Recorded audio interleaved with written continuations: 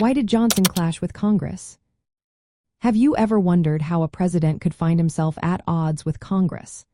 The case of Andrew Johnson offers a fascinating glimpse into this dynamic.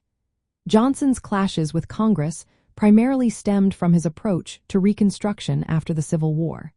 His resistance to Republican-led efforts to reshape the South and protect the rights of formerly enslaved people created a significant divide.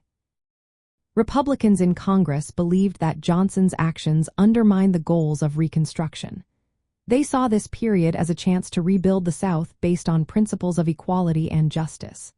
However, Johnson favored a much more lenient approach. He pardoned many former Confederates and allowed Southern states to quickly rejoin the Union with minimal changes to their social and political structures. This leniency angered Republicans, who wanted stricter requirements to ensure civil rights for African Americans and to prevent former Confederate leaders from regaining power.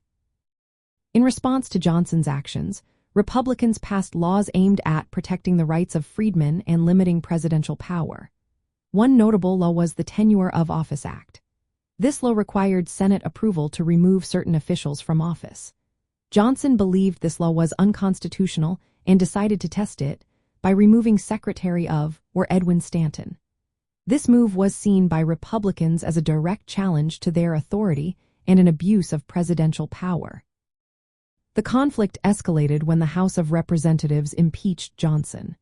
Republicans argued that he violated the Tenure of Office Act and failed to faithfully execute the laws Congress had passed.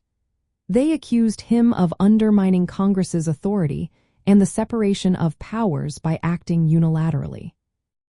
During the impeachment trial, Republicans in the Senate sought to remove Johnson from office. They viewed his actions as a threat to the balance of power between the executive and legislative branches. However, Johnson was acquitted by a narrow margin, with some Republicans voting against removal. These dissenting Republicans believed that while they disagreed with Johnson's policies, his actions did not rise to the level of impeachable offenses. From the Republican viewpoint, Johnson's clashes with Congress were about more than just policy differences.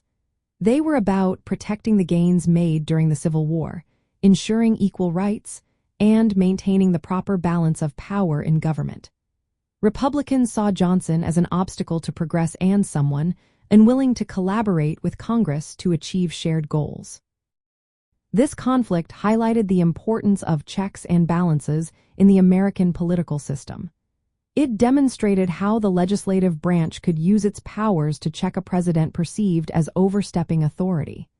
The impeachment process was a test of the constitutional system, showcasing both its strengths and limitations.